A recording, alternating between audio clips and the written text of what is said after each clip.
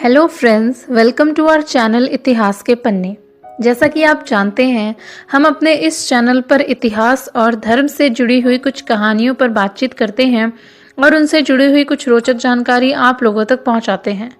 ऐसे ही हमारी आज की वीडियो का टॉपिक है बुद्ध के मौन रहने की कहानी। तो आइए इस पर बातचीत करते हैं। कहते हैं, जब बुद्ध को ज्ञान हुआ तो वह 7 दिन तक चुप रहे।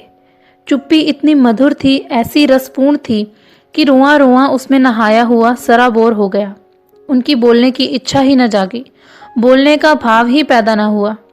कहते हैं देवलोक थरथराने लगा। कहानी बड़ी मधुर है। अगर कहीं देवलोक होगा तो जरूर थरथराया होगा।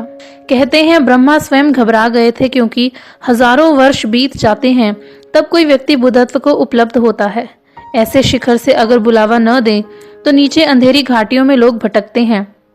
वे आंख उठाकर देख भी नहीं सकते, उनकी गर्दनें तब तक बोझिल हो जाती हैं। वस्तुतः वे चलते नहीं, सरकते हैं, रेंगते हैं। बुद्ध को आवाज देनी ही पड़ेगी। जो भी मौन का मालिक हो गया है उसे बोलने के लिए मजबूर करना ही पड़ेगा। कहते हैं कि ब्रह्मा सभी देवताओं के साथ बुद्ध के सामने मौजूद हुए। वे उनके चरणों में झुके। हमने देवत्व से भी ऊपर रखा है बुद्धत्व को। देवता भी तरसते हैं बुद्धत्व को। देवता सुखी हैं, स्वर्ग में हैं। अभी उनकी मुक्ति नहीं हुई, अभी मोक्ष से दूर हैं वो। कहते हैं स्वर्ग में कंकड़ पत्थर नहीं हैं, हीरे जवाहरात हैं। स्वर्ग में जो पहाड़ हैं वे शुद्ध स्फटिक माणिक के हैं। स्वर्ग में जो फूल हैं वो उगते हैं पर मुरझाते नहीं। लेकिन स्वर्ग से भी गिरना होता है, क्योंकि सुख से भी दुख में लौटना होता है। सुख और दुख एक ही सिक्के के 2 पहलू हैं।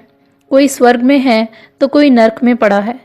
जो नर्क में है वो नर्क से बचना चाहता है, जो स्वर्ग में है वह स्वर्ग से बचना चाहता है। दोनों चिंतातुर हैं। जो स्वर्ग में पड़ा है वह भी किसी लाभ के कारण वहां पहुंचा है।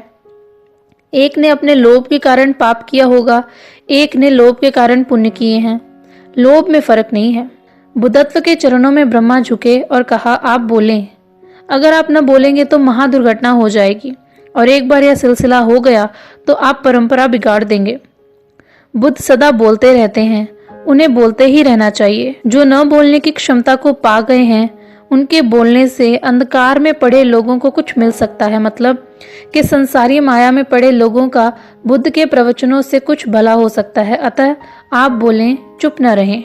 कहानी का अर्थ है कि जब आप मौन हो जाते हैं तो अस्तित्व भी प्रार्थना करते हैं कि बोलें। करुणा को जगाते हैं। उन्हें रास्ते का कुछ भी पता नहीं होता। अंधेरे में वे रास्ता टटोलते हैं। उन पर करुणा करो, पीछे लौटकर देखो। साधारण आदमी वासना से बोलता है, बुद्ध पुरुष करुणा से बोलते हैं। साधारण आदमी इसलिए बोलता है कि कुछ मिल जाए, बुद्ध पुरुष इसलिए बोलते हैं कि कुछ बट जाए। बुद्ध इसलिए बोलते हैं कि तुम भी साझीदार हो जाओ उनके परम अनुभव में। पर पहले शर्त पूरी करनी पड़ती है, मौन हो जाने की, शून्य हो जाने की। जब ध्यान खिलता है, जब ध्यान की वीणा पर संगीत उठता है, तब मौन मुखर होता है। तब शास्त्र निर्मित होते हैं। जिनको हमने शास्त्र कहा है वह ऐसे लोगों की वाणी है जो वाणी के पार चले गए थे। और जब भी कभी कोई वाणी के पार चला गया, उसकी वाणी शास्त्र हो जाती है।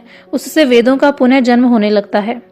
पहले तो मौन को साधो, मौन में उतरो, फिर जल्दी ही वह घड़ी भी आएगी जब तुम्हारे शून्य से वाणी उठेगी।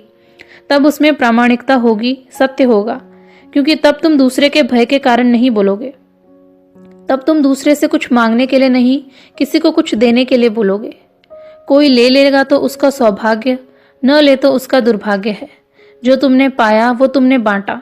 तुम पर यह लांछन न रहेगा कि तुमने दुनिया में कुछ बांटा नहीं, या जब पा लिया तो छिपाकर बैठ गए। तो ये थी हमारी आज की जानकारी।